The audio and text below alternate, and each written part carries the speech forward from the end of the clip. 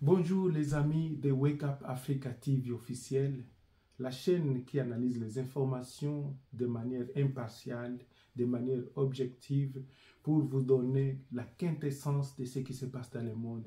Nous analysons les données, les informations économiques, politiques, sociales. Nous analysons les informations sur l'environnement, sur la jeunesse africaine, sur les opportunités d'avancement, les petits commerces, comment voyager aux États-Unis, comment obtenir les visas de voyage, comment émerger en Afrique. Mais Wake Up Africa se propose comme une chaîne de la diaspora africaine pour l'éveil de la conscience africaine. Notre objectif, c'est éveiller la conscience africaine pour canaliser toutes les énergies des enfants, des filles et des fils de l'Afrique vers l'Afrique pour que notre continent puisse émerger. Donc, je m'appelle Patient Katabana Baraka. Je suis aux États-Unis et je viens vous rencontrer dans le cadre de notre émission Actualité Info Expliquée. Et donc, nous allons parler aujourd'hui de notre deuxième série sur la développerie. Avant-hier, j'ai parlé sur comment gagner la développerie et aujourd'hui, je vais parler sur les bénéfices de voyager aux États-Unis avec la carte verte. Je vais parler uniquement en français pour permettre à nos frères qui sont au Gabon, qui sont au Cameroun, qui sont éparpillés dans les pays francophones, RD Congo, qui sont à Congo-Brazzaville, qui sont partout dans les pays monde francophones, en fait, de me suivre. J'ai eu beaucoup de remarques et beaucoup de gens m'ont dit que c'est un sujet très important. Je parle beaucoup à Lingala et les Lingala, ce n'est pas tout le monde qui comprend les Lingala, mais aujourd'hui, je vais m'exprimer en français. Bien aimé, je commence pour vous dire que l'opportunité est là. La développerie a commencé pour cette année le 4 octobre et ça va se clôturer le 7 octobre. Pour participer à la développerie, avant que je n'entre dans mon sujet du jour, il suffit seulement que votre pays soit éligible, être né d'un pays éligible. Même si vous êtes Congolais, vous êtes Camerounais, mais vous êtes en Égypte, vous êtes en France, vous êtes en Belgique, vous êtes en Chine, vous pouvez jouer à partir de la Chine, vous pouvez jouer à partir de l'Afrique du Sud, vous pouvez jouer à partir du Maroc, parce que votre pays, que ce soit la RD Congo, que ce soit la Congo-Brazzaville, que ce soit le Rwanda, que ce soit la Tanzanie, vous êtes éligible. Le seul pays africain qui n'est pas éligible à jouer au jeu DV DV signifie diversity, V signifie visa lottery. Diversity visa lottery. Donc c'est un tirage qui s'est fait après avoir sélectionné les gens qui méritent d'être tirés. Et parmi ces tirages-là, on récupère 55 000 personnes chaque année. Et donc, je vais entrer dans les détails, mais sachez que vous pouvez jouer de n'importe quel coin au monde si votre pays est qualifié. Par exemple, un Chinois ne peut pas jouer parce que la Chine est exclue. Par exemple, un Venezuela ne peut pas jouer parce que le Venezuela est exclu. Par exemple, un Haïtien ne peut pas jouer parce que l'Haïti est bloqué. Le Nigeria aussi est bloqué. Ils ne peuvent pas jouer parce qu'ils ont déjà atteint un certain seuil d'acceptabilité, c'est-à-dire ils ont déjà amené assez de gens aux États-Unis à tel point que ces pays-là qui ont déjà atteint un certain seuil, on les exclut, on laisse les autres pays qui n'ont pas assez de gens qui ont émigré ici de continuer à jouer à la développerie. Je vais donner par un autre exemple. Les Canadiens jouent aussi au développerie parce qu'ils veulent venir rester aux États-Unis, là où il y a plus d'opportunités économiques et de travail, plus qu'au Canada. Ça, je peux en parler à la prochaine. Et eux aussi jouent. Mais pour le moment, les Canadiens ont atteint le seuil. Ils ne peuvent plus jouer à la développerie. Et pour ne pas aller trop loin, je vais dire que le Canada n'a pas de jeu loterie. Au Canada, bien aimé, ma soeur, mon frère, tu me suis de partout en Égypte, au Maroc, en Libye, peut-être en Afghanistan, peut-être tu es au Tunisie, peut-être tu es au Congo-Kinshasa, peut-être au Congo-Brazzaville, en Angola. Je te dis qu'au Canada, il n'y a pas de jeu loterie, c'est du mascarade. Le seul jeu loterie qui amène les gens aux États-Unis, c'est le DV loterie des États-Unis, qui vous permet de gagner la carte verte et venir ici. Et quand vous arrivez ici, vous pouvez aller au Canada, comme vous voulez. C'est ce que je vais parler. Donc la première condition, il faut que votre pays soit éligible, et tous les pays africains presque sont éligibles, sauf le Nigeria. ils ne peuvent plus jouer. Deuxièmement, il faut avoir un diplôme d'État. Un diplôme d'État, c'est ce qu'on appelle le diplôme de baccalauréat. D6, vous avez été à l'école secondaire, vous avez passé votre examen, vous êtes qualifié. Ça, c'est le minimum. Vous êtes licencié, vous êtes docteur, vous êtes ingénieur, c'est bon. Mais il faut avoir le minimum d'un diplôme d'État. Pour ceux-là de mes frères, de mes sœurs africains qui n'ont pas un diplôme d'État, je vous ai dit qu'avoir seulement une expérience professionnelle de 2 ans vous qualifie de jouer comme substitut au diplôme d'État. C'est-à-dire, si vous n'avez pas un diplôme d'État, ne vous découragez pas. Il suffit seulement que quand vous irez à l'ambassade, dès que vous gagnez, vous allez à l'ambassade, il faut montrer que vous avez un document qui vous montre que vous avez une expérience de 2 ans. L'expérience dans n'importe quel domaine. Vous avez été enseignant pendant 2 ans, vous avez été boulanger pendant 2 ans, vous avez été mécanicien, vous savez réparer les véhicules pendant 2 ans, vous avez été, je vais dire, un caméraman pendant 2 ans. N'importe quelle profession qui vous montre que vous avez quand même 2 ans d'expérience, ça peut être un substitut pour vous permettre de venir aux États-Unis en tant que diplômé. Donc, voici la deuxième condition. La troisième condition, c'est il faut la photo. Et j'insiste beaucoup sur la photo. Dès que vous allez prendre la photo, il faudrait que le mur, ce qu'on appelle le background, le mur, là où on va vous prendre la photo, que ce soit le mur blanc, pas comme ici, il n'y a pas de fleurs, il n'y a pas de rideaux. Le mur doit être complètement blanc. Et j'insiste que vous puissiez ne pas avoir ni lunettes, ni de earbuds, ni de headphones, ni de purcils sur vos nez, sur vos bouches, comme on le voit actuellement. Il faut tout enlever. Nos sœurs, il ne faut pas mettre les cabellos qui couvrent vos oreilles. Il faut que vos oreilles soient visibles. Il faut que votre face soit visible. Enlève tout ce qui est de tralala, le maquillage, parce que la photo ici est définie comme une photo naturelle, non alternée. C'est-à-dire que non alternée, c'est-à-dire qu'on n'a rien ajouté. Lorsque vous ajoutez seulement des bijoux qui trimballent sur vos oreilles, la photo est déjà alternée et n'est plus la photo naturelle. Donc, elle vous disqualifie. Lorsque vous avez une photo sur le mur jaune, vert, orange, vous êtes disqualifié. Et l'autre chose que j'ai dit, pardon mes frères, mes sœurs africains. Si vous allez jouer, il ne faut pas jouer avec la photo que vous avez utilisée la fois passée. Il ne faut pas jouer avec une photo que vous avez gardée dans votre ordinateur il y a 2 ans, 3 ans, celle que vous aviez utilisée toujours, ou bien une photo qui date de 6 mois. Nous avons des ordinateurs ici qui détectent les photos qui datent de plus de 6 mois. Et donc, avant qu'on aille même dans les poules de tirage, il y a ce qu'on appelle le lavage des dossiers. On commence d'abord par éliminer les gens qui ont utilisé les photos qui datent de plus de 6 mois. Parce que les Américains veulent avoir votre apparence courante.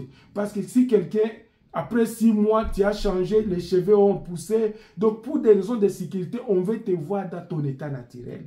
Pour des raisons de sécurité, on veut avoir une photo récente qui n'a pas changé, où tu as des barbes, alors que tu n'avais pas de barbe. Et tout ça, on en tient compte. Donc, il faut éviter tout ce qu'on peut mettre sur la photo. Être sûr que la photo respecte les mesures de la photo américaine. Je n'ai pas les mesures en tête, mais les mesures, tous les cybercafés africains savent déjà ces mesures-là. Je dis bien, cybercafé, tous les cybercafés africains savent ces mesures. Vous pouvez même aller sur Google. Google peut vous donner les dimensions de la photo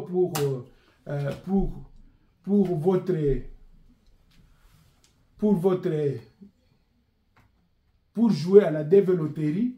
Google peut vous donner, mais les cybercafés, c'est la place là où il faut jouer. Parce que j'ai confiance au cybercafé, parce que je sais qu'ils ont l'Internet qui a un beau débit. Ils savent, ils demandent 5 et 10 $ pour qu'ils fassent leur travail. C'est très important d'aller dans ces cybercafés où quand même il y a un professionnel qui va vous prendre la photo et qui va insérer la photo dans la machine parce qu'il sait que la photo respecte les critères. Et si la photo est oblique, il va vous prendre une photo. Si la photo, tu n'as pas montré les yeux très bien, il va vous prendre une photo. C'est très important de respecter la photo, de ne pas avoir ni maquillage, ni chapeau, ni kitambala, donc le petit habit que les mamans mettent sur la tête, ni des bijoux qui trimballent ici, ni des cheveux qui couvrent vos oreilles, parce que vos oreilles font partie de la sécurité et c'est très important. Ce qu'il ne faut pas faire, vite, je rappelle, il ne faut pas jouer 2 fois. Si tu as joué une seule fois, mon frère, ma soeur, ne trompe pas. Même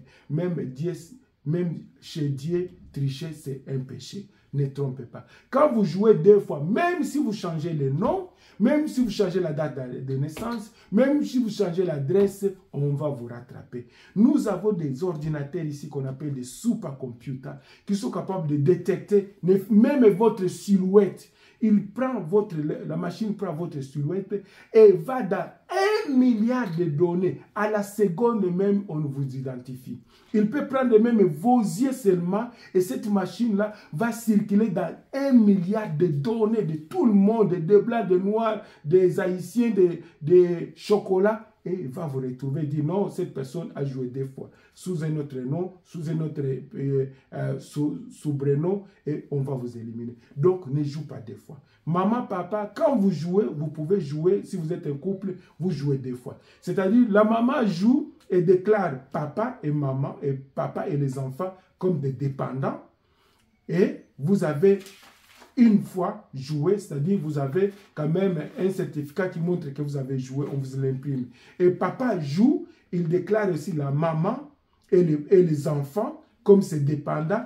Et lui aussi, on lui imprime la déclaration qui montre qu'il a joué. Donc là, vous avez maintenant double chance. Si la maman ne gagne pas, peut-être le papa peut gagner. Si le papa ne gagne pas, peut-être la maman peut gagner. Et cela vous permet de venir toute la famille avec vos enfants, même 12 enfants, même 15 enfants, et les enfants biologiques et les enfants adoptifs. Si vous les avez, il faut être sûr qu'on les a pris les photos et qu'on les a enregistrées dans votre DV Loterie, sur votre application. Donc ça, c'est très important pour permettre. Si vous êtes des fiancés, il n'y a pas une rubrique pour des fiancés. Si vous êtes des fiancés, il faut jouer comme des couples. Même si vous n'avez pas d'enfant, jouez comme un couple. Le monsieur joue, il déclare sa fiancée comme épouse et on lui imprime également les certificats de participation et la femme, la sœur joue et déclare son mari comme dépendant sur son application. Et donc, eux aussi, ils ont double application. 2 entrées qui peuvent, si l'un ne gagne pas, l'autre peut gagner. C'est comme ça qu'on maximise les chances de jouer à DV Loterie. J'ai essayé de répondre à beaucoup de questions des gens qui m'ont écrit et je pense que vous avez maintenant des éclaircissements sur ça. Jouer dans des bons centres, où ils ont quand même un internet debout. N'attendez pas vers la fin. 10 jours avant la fête du DV Loterie qui va se clôturer le 7 novembre, la machine, le serveur sera tellement saturé. Les gens du Vietnam jouent, les gens de l'Amérique latine jouent, les gens de Botswana jouent, les gens de l'Arabie Saoudite jouent, les gens de la Belgique jouent. Le serveur devient très très lourd, même pour soumettre une seule application devient difficile. Donc c'est le moment. C'est le moment qu'il faut jouer pendant ce temps que le serveur n'est pas encore saturé. Je vous conseille, je suis votre frère, je connais le jeu. Moi-même, je suis ici pendant plus de 20 ans, donc je connais ce que je parle.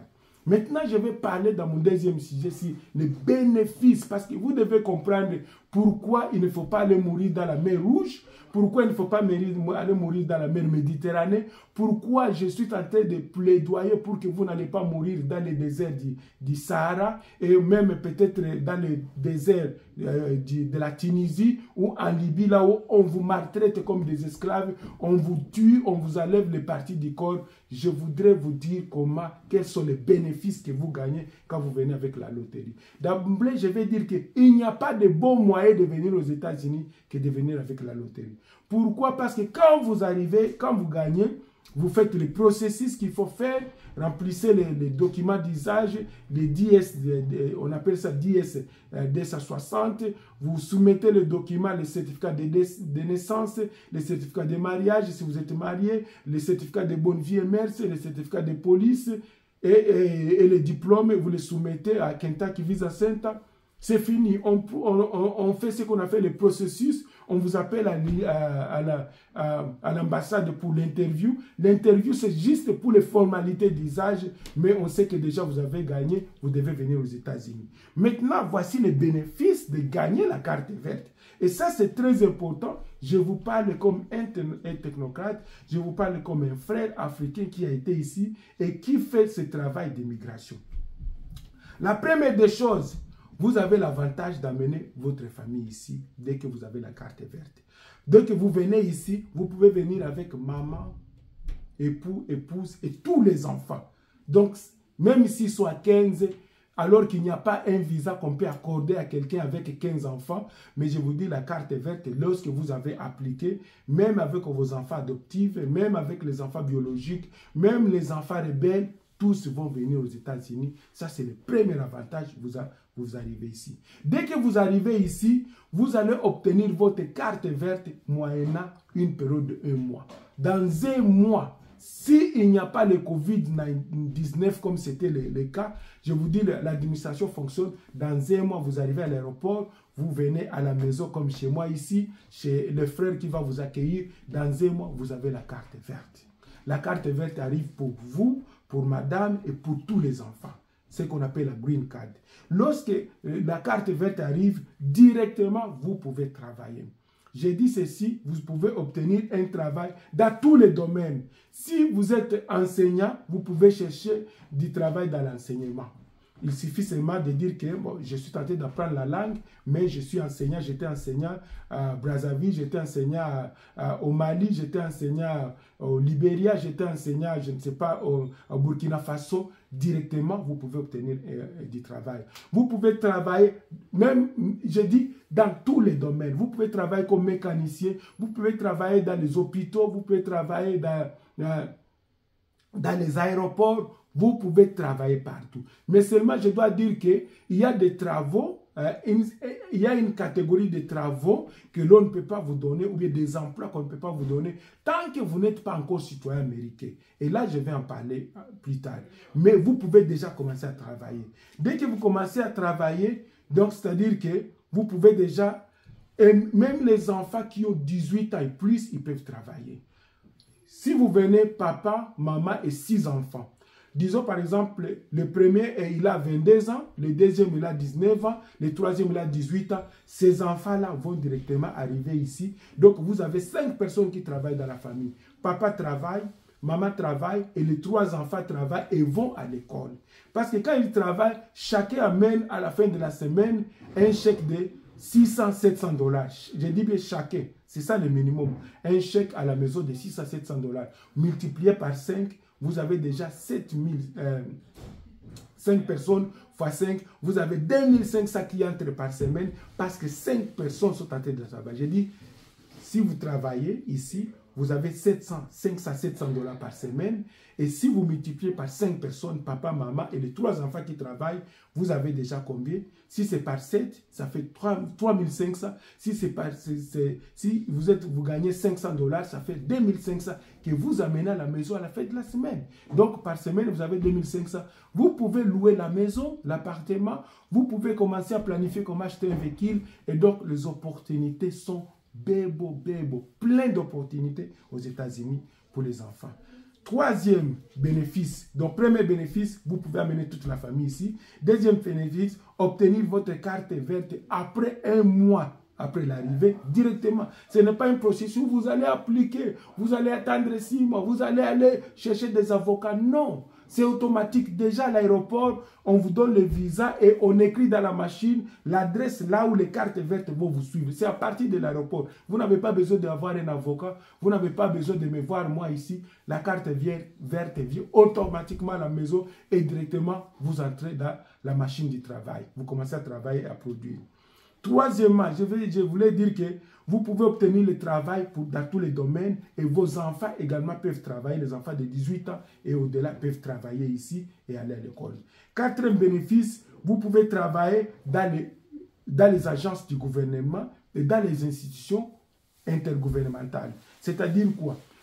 En arrivant ici, tous les enfants de 18 ans et au-delà, ils peuvent entrer dans l'armée américaine, ils peuvent entrer dans les Marines, Air Force, ils peuvent entrer dans les National Guard, et ils peuvent faire beaucoup. Donc, c'est-à-dire que l'ouverture est déjà là pour que les enfants avancent dans les institutions américaines. Et quand vous entrez dans l'armée américaine, directement, le processus même d'obtention de la nationalité peut être écourté. Au lieu d'obtenir la nationalité dans 5 ans, comme vous avez suivi la formation de l'armée américaine, pour vous remercier, on peut même dans 2 ans, 3 ans, vous donner la nationalité américaine. On écourte le processus. Donc, sachez que c'est un bénéfice également de 4e.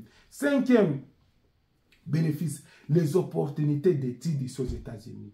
Bien aimé, vous me suivez à partir du Maroc, de l'Égypte, Congo, Kinshasa, Brazzaville, Congo-Brazzaville, Angola, Tunisie, Afrique du Sud, vous êtes francophone, vous me suivez très bien. Je vous dis, il n'y a aucun pays au monde qui donne les opportunités d'études et d'avancement comme les États-Unis. Je suis là, je vous dis.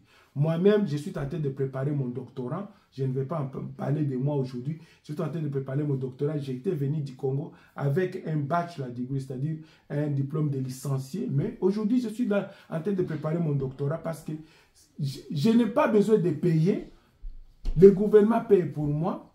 Et pour d'autres, ils obtiennent ce qu'on appelle l'aide financière pour étudier. C'est-à-dire que si vous rêviez d'être docteur, si vous rêviez d'être ingénieur, si vous rêviez de devenir avocat, si vous rêviez de devenir mécanicien, je ne sais pas, travailler à la NASA, travailler avec Google, travailler avec Amazon, travailler avec Elon Musk, vous pouvez travailler partout parce que les études ici, c'est ouvert à tout le monde. Si vous voulez devenir pilote, tout ce que vous voulez devenir, vous voulez monter au ciel, aller explorer le ciel, ça dépend seulement de votre tête. Donc, si vous êtes décidé de venir aux États-Unis pour étudier, voici la terre de prédilection où les études s'offrent à tout le monde. Et je disais que vous pouvez, même si vous n'avez pas l'argent, il y a ce qu'on appelle grant, c'est-à-dire une aide financière gratuite.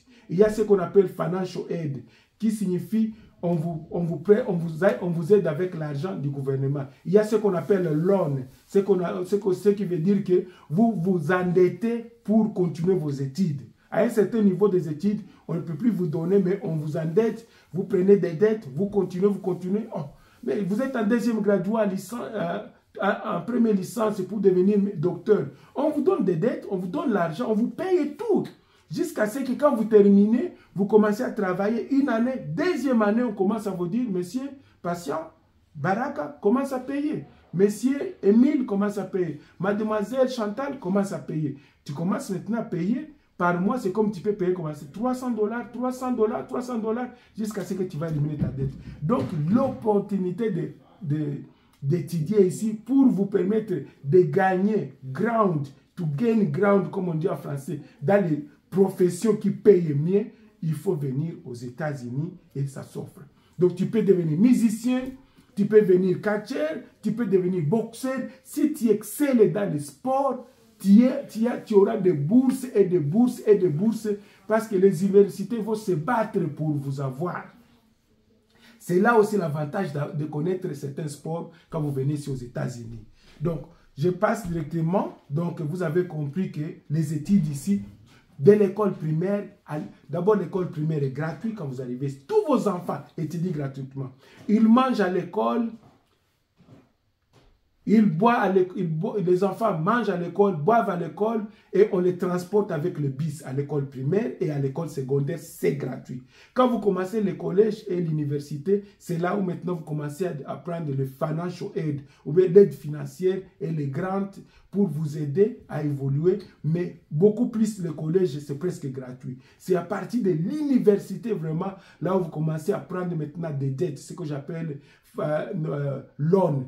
Vous prenez des dettes pour continuer vos études jusqu'à ce que vous aurez terminé. C'est quand vous aurez terminé, vous avez un beau travail que vous commencez à rembourser. Je pense que là, vous m'avez suivi. Bon, maintenant, sixième opportunité. 5e, c'était les opportunités d'études. 6e, être capable d'amener vos membres de famille ici. Lorsque vous arrivez ici et par la voie de la carte verte, le lendemain où vous obtenez votre carte verte, vous pouvez déjà commencer à remplir les documents pour ramener vos parents, vos frères, vos sœurs ici aux États-Unis. Il y a ce qu'on appelle P1, priorité 1. C'est-à-dire si c'est une femme, si c'est votre époux, épouse et les enfants, on les appelle la priorité numéro 1. Ceux-là doivent venir vite. Par exemple, tu étais venu, tu as laissé madame en Afrique, à Kinshasa, ou bien Congo-Brazzaville, ou bien Gabon, ou bien Cotonou, ou bien Yaoundé, ou bien Ouagadougou. Tu peux faire directement remplir le papier. Madame et les enfants vont venir. Priorité numéro 1. Priorité numéro 2, P2, ce sont les parents. Tu peux amener ton père et ta mère. Bien-aimé, amène tes parents ici parce qu'ici, tes parents auront les soins de santé gratuits. Les soins de santé gratuits. Ta maman ne pourra plus mourir avec la malaria parce qu'ici, il y a les soins de santé gratuits pour les personnes âgées. Donc, il ne faut pas oublier ça. Que quand vous arrivez ici, vous avez la possibilité d'amener le leur. En tout cas, à ce qui concerne l'immigration, les nièces, les neveux, les cousines, ils ne sont pas une priorité. Mais les enfants, même les enfants adoptifs, c'est une priorité. Les parents, c'est une priorité. Les frères et les sœurs, c'est une priorité. Et tu dois dire que c'est mon frère du sang, c'est mon frère de ma mère ou de mon père pour les amener ici. Donc, voici la réunification familiale et facilitée aux États-Unis. Même mieux qu'au Canada, la réunification familiale aux États-Unis est plus facile que l'ailleurs. Vous avez aussi, sur ce point ici, vous pouvez inviter aussi les amis, dans les cas de mariage, dans les cas où vous avez les graduations, les enfants vont graduer. Vous pouvez inviter les oncles, vous pouvez inviter les tantes, vous pouvez les inviter pour venir visiter et rentrer. Et ça vous donne ce privilège-là également. Vous pouvez inviter les amis de l'église, les pasteurs, ils peuvent venir vous visiter ici en tant que résident permanent des États-Unis. 7e bénéfice en tant que résident permanent. Vous êtes capable d'obtenir, quand vous arrivez ici, les permis de conduire à partir de votre carte verte. Vous obtenez directement les soins de santé avec votre carte verte. Vous ouvrez un compte bancaire avec votre carte verte. Vous êtes capable d'acheter une maison lorsque vous êtes résident aux États-Unis. Vous ouvrez un compte bancaire avec votre carte verte. Donc, voici les bénéfices. Tout ce que nous, les citoyens américains, avons, vous les avez également.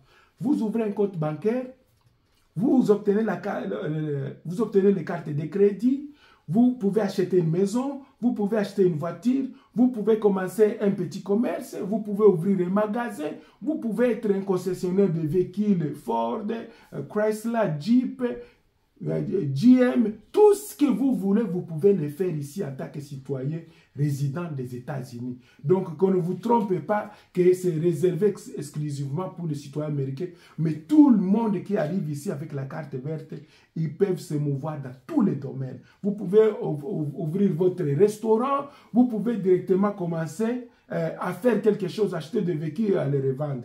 Donc, ça, c'est le 7e bénéfice. Le 8e bénéfice, vous pouvez être capable, lorsque vous arrivez aux États-Unis et que vous obtenez votre carte verte, vous êtes capable de commencer à voyager à l'étranger et de rentrer.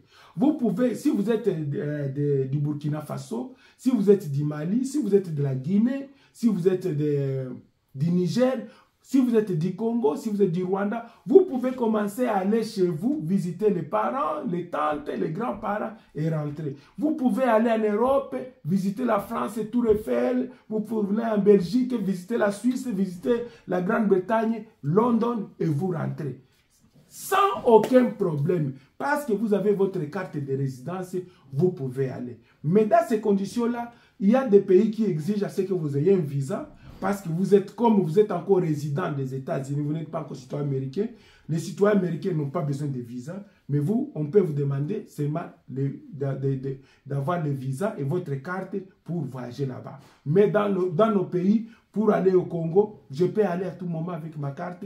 Je n'ai pas besoin de demander le visa. J'arrive là-bas, je paie quelque chose, je rentre. Donc, vous pouvez voyager. Et cela, j'ajoute que si vous aviez un petit commerce que vous faisiez avec la Dubaï ou la Chine, vous pouvez quitter ici avec votre carte verte, vous allez à Dubaï, vous achetez votre marchandise, vous l'amenez ici. Ou vous amenez votre marchandise en Afrique et vous les laissez là-bas et puis vous venez ici. Voici la facilité de la mobilité sociale. C'est ce que j'appelle la facilité des opportunités. Parce que maintenant, vous n'êtes pas bloqué, tout le monde vous respecte. Sinon, c'est un résident des États-Unis. Il est venu acheter ses marchandises ici et il rentre chez lui. Vous arrivez, vous achetez vos marchandises. Je quitte Chicago, je pars à Dubaï, j'achète mes chaînettes, j'achète tout ce que je vais acheter, les habits. Je pars à Turquie, j'achète mes marchandises, un conteneur. J'amène ça chez moi au Congo, Kinshasa. Je laisse ça à Kinshasa, les gens vendent pour moi. Je prends mon avion, je rentre aux États-Unis. Très simple. Mais il faut savoir ceci. Dès que vous allez à l'extérieur avec votre carte verte, l'immigration américaine exige à ce que vous ne passiez pas plus de 6 mois dehors.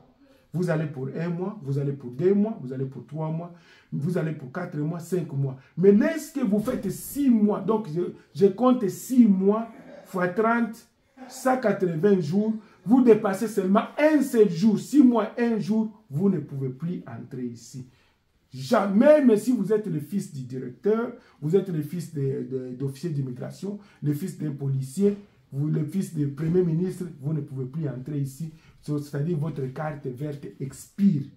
Pour être résident, il faut résider aux États-Unis et pendant une année, et pendant cette année-là, faire plus de 6 mois sur la terre américaine. Si vous faites plus de 6 mois, je pense que vous comprenez la mathématique, plus de 6 mois sur la terre étrangère, vous ne pouvez plus entrer ici. Donc ça, c'est juste pour informer les gens qui sont tentés de jouer à la dévéloterie, ceux-là qui ont déjà joué, ceux-là qui ont déjà gagné, ceux-là qui sont ici aux États-Unis, qui sont au Canada, en Australie, en Europe. Je suis tenté de vous rafraîchir la mémoire pour que vous ne tombiez pas dans les erreurs. Donc, avant de continuer, je vous supplie de liker la vidéo, de la partager, de vous abonner massivement. Abonnez-vous massivement, mes frères africains. J'ai seulement 100 abonnés sur cette chaîne. 100 abonnés alors que je suis en train d'aider des millions déjà. Ma vidéo, ma voix, mes lampes, tout ce que je suis en train de dépenser ici, c'est pour vous permettre à ce que vous puissiez réussir, pour que vous puissiez venir aux États-Unis, mais j'ai seulement 100 abonnés dans le monde entier. Aidez-moi à dire à celui qui est à côté de vous, dit abonnez-vous sur la chaîne de notre frère Patient Katabana Baraka. Abonnez-vous s'il vous plaît, abonnez-vous pour me faire plaisir, pour que je sache que je ne suis pas en train de me poumonner parce que j'ai beaucoup à faire, j'ai beaucoup à lire, j'ai des travaux ici, mais je les laisse pour m'adresser à vous, afin de vous donner quand même un choix judicieux, afin que vous puissiez venir nous joindre ici et travailler avec nous ici pour reconstruire notre continent, la terre de nos ancêtres, l'Afrique. Moi, je suis panafricaniste. Donc, c'est un peu ça. Je passe au 8e bénéfice. Le 8e bénéfice ici, c'est les salaires que les gens gagnent ici. Nulle part au monde, je dis bien, même si vous allez en France, même si vous allez en Suisse, même si vous allez en Afghanistan, même si vous allez en Afrique du Sud, nulle part au monde, on gagne les salaires comme ici aux États-Unis. D'abord, je vais vous parler du salaire minimum. Vous faites vous-même vos calculs, les calculs. Le salaire minimum ici aux États-Unis, c'est 17-18 $ par heure. Si vous travaillez 40 heures, prenez seulement 17 ou 18 $ multiplié par 40 heures, vous avez votre salaire par semaine. Si vous gagnez le salaire minimum, c'est-à-dire que quelqu'un qui ne connaît rien, dans son travail, c'est seulement déplacer les ordinateurs ou bien arranger les papiers dans les magasins ou bien servir les gens qui viennent acheter à manger dans les gros magasins, dans les alimentations ou bien dans les petits restaurants comme McDonald's, Burger King, KFC, c'est 17-18 $ par heure. Mais maintenant, imaginez quelqu'un qui travaille dans le domaine, par exemple, de la santé, un infirmier qui gagne 35 $ par heure. Prenez 35 $ multiplié par 40 heures, vous avez ce qu'un infirmière ou une infirmière gagne par semaine. Prenez maintenant le salaire d'un docteur. Un docteur médecin aux États-Unis, il gagne à partir de 150 000 jusqu'à 500 000 $ par an. Je dis bien un docteur médecin, il gagne 150 000 à 500 000 $ par an.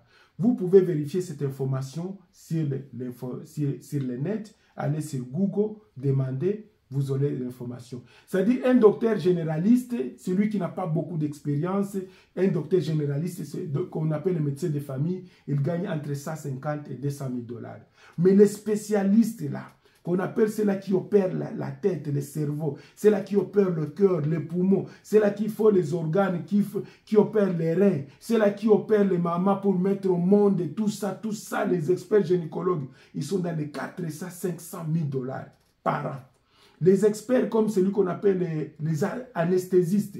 Les anesthésistes sont parmi les experts ici. Celui qui vous fait l'anesthésie générale et il vous réveille parce qu'il vous a été dans un état de coma, vous êtes mort et il vous réveille encore, il gagne dans les 500 000 $ ici par an. Si vous prenez les 500 000 $, vous divisez par 12, vous avez son salaire mensuel. Si vous prenez le docteur, comme j'ai dit, un généraliste, médecin de famille, qui gagne entre 150 et 200 000 $, vous divisez par 12 mois, vous avez le salaire mensuel d'un docteur qui vaut dans les 15 à 20 000 $ par mois. 15 à 20 000 $ par mois. C'est seulement aux États-Unis où vous pouvez avoir ces bénéfices. Je dis bien c'est seulement aux États-Unis. Je ne pense pas qu'en France, un médecin peut arriver jusqu'à 500 000 $. Je ne sais pas. Si en France, un gynécologue peut gagner jusqu'à 300 000 $ par an. Vous prenez 300 000 $, vous divisez par 12, vous avez les salaires mensuels. Donc, il y a aussi les ingénieurs qui font beaucoup d'argent ici, les ingénieurs en électronique, les ingénieurs en construction, ponts et chaussées, les ingénieurs en construction, en machines, machines lourdes, les ingénieurs en construction de routes, les ingénieurs en construction de maisons, les ingénieurs qui font des passerelles comme on le voit ici aux États-Unis, une route qui passe ici, l'autre passe ici, l'autre passe ici. Papa, ils sont dans des millions de $. Ce sont des contrats, et ils signent des contrats, un contrat de 1,8 milliard de $. Et lorsqu'il accomplit ça, il dit que je gagne 100 000 $ par mois avec mon contrat. Donc, c'est une terre d'opportunité. Mais il faut être intelligent pour avoir cet argent. Parce que quand vous arrivez ici, vous commencez à boire l'alcool. Quand vous arrivez ici, vous commencez à tabasser vos épouses. Quand vous arrivez ici, vous commencez à conduire sans les documents requis. On vous attrape. Finalement, les chances sont en train de s'amoindrir. Il faut obéir les lois de cette terre. We call it the law of the land. If you obey the law of the land, you have more opportunity that will open up for you. Donc, retenez ça que les salaires aux États-Unis, ce sont les salaires macro de développement, macroéconomique. Les salaires qui vous permettent d'aider vos familles, les salaires qui vous permettent d'aider ceux qui sont pays, de créer des ONG, de soutenir des initiatives en Afrique. C'est comme ça que les artistes et musiciens ici, comme les Akon, ce sont des millionnaires, des milliardaires. Parce que quand ils sont venus ici comme des enfants, ils ont essayé d'exceller, comme le Mutombo Dikembe, qui est venu ici basketteur, il a joué dans le basket, il est devenu millionnaire. Donc ici, avec le sport, vous gagnez beaucoup d'argent. Si tu es boxeur comme Mike Tyson, sachez que tu es millionnaire. Parce que un stade déjà plein, ce sont des millions. Votre match, un seul match seulement de boxe à Hollywood ou bien à Vegas ou à New York, Madison Square, on sait que déjà pour toi, même si on te bat, même si tu gagnes, tu as déjà au moins 5 à 10 millions de $ pour un seul combat. Voici les opportunités, mes bien-aimés.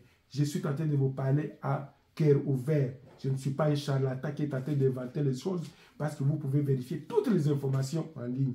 Je voudrais seulement vous encourager à souscrire à notre chaîne. Souscrivez, abonnez-vous massivement pour que ces informations, quand vous les partagez avec les autres puissent comprendre pourquoi nous ne voulons pas que vous puissiez mourir dans les déserts du Sahara, dans les déserts du Kalahari, dans la mer Rouge et dans la mer Méditerranée. Nous voulons que vous puissiez tenter votre chance parce que 55 000 personnes, peut-être si on a 10 000 personnes en provenance de l'Afrique, on aura sauvé 10 000 âmes. Et les 10 000 âmes, dès qu'ils arrivent ici, ils vont sauver leur famille, ils vont aider leur famille. Ça sera 100 000 âmes qui seront sauvées. Donc, abonnez-vous massivement. Je parlais du point 9, 9e bénéfice, les salaires des citoyens ici. Il ne faut pas dire que quand je suis émigré, on va me donner 12 $ et les autres, on va les donner. Non, non, non, non, non, non. Ici, mon frère, si on découvre que toi, on te donne 12 $ par heure et les autres, on les donne 16 $ par heure, cette compagnie-là va fermer. Il aura des problèmes. Et vous pouvez même les poursuivre juridiquement. Ils vont payer des amendes colossaux. Les amendes colossales. Et donc, il faut éviter de croire que si j'arrive là-bas, comme je ne parle pas l'anglais, on va me donner un peu de salaire. Non, on vous paye la même chose que nous.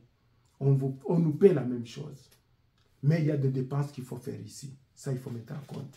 Donc, je continue. 10e bénéfice pour venir avec la carte verte. Le 10e bénéfice, c'est qu'après 5 ans directement, vous pouvez appliquer pour ce qu'on appelle la naturalisation et obtenir la nationalité américaine. La nationalité américaine ne s'obtient pas par option ou bien adoption, ne s'obtient pas par un discours politique comme le Congo-Kinshasa, où on peut aller quelque part, on dit toute cette communauté, elle est congolaise, elle devient des étrangers, ils deviennent des Congolais. Des Arabes qui viennent en Afrique, on les appelle des Congolais. Non, non, non, non. La nationalité américaine s'acquiert par naturalisation. Vous remplissez l'application, vous payez les frais également et vous envoyez. Et après 2 mois, 3 mois, vous allez vous prêter serment et vous obtenez la nationalité américaine. Et dès que vous obtenez la nationalité américaine par naturalisation, ça vous donne encore plus d'avantages.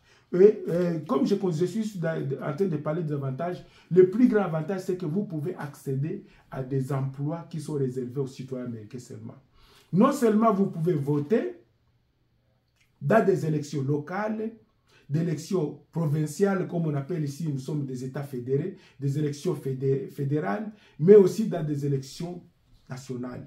Vous pouvez voter. Vous pouvez être candidat vous-même. Vous pouvez être maire de la ville. Vous pouvez courir comme sénateur, comme député, congrès. Vous pouvez... Donc, toutes les positions sont ouvertes pour vous quand vous devenez citoyen américain. Seulement, vous ne pouvez pas devenir le président des États-Unis. Mais vous pouvez devenir vice-président des États-Unis. Vous pouvez devenir général de l'armée américaine. Tout ce qui était fermé devient ouvert parce que vous avez obtenu la nationalité américaine. On vous fait confiance maintenant. Vous pouvez travailler dans le FBI, vous pouvez travailler dans le CIA, vous pouvez commander l'armée américaine à l'étranger, partout. Donc, parce que vous êtes déjà l'un de notre citoyens américains.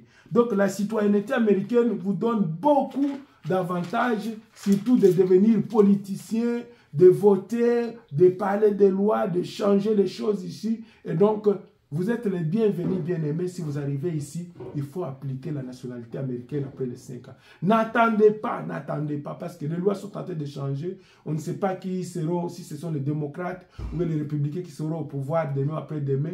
Nous savons que Joe Biden, l'année prochaine, nous irons aux élections. On ne sait pas, nous les démocrates, si ce sont les républicains qui vont prendre le pouvoir ou bien les libertiens. Il y a aussi ceux qui s'appellent les libertiens, il y a aussi les verts qui peuvent avoir le pouvoir. Donc, il faut appliquer parce que les lois sont en train de changer chaque jour.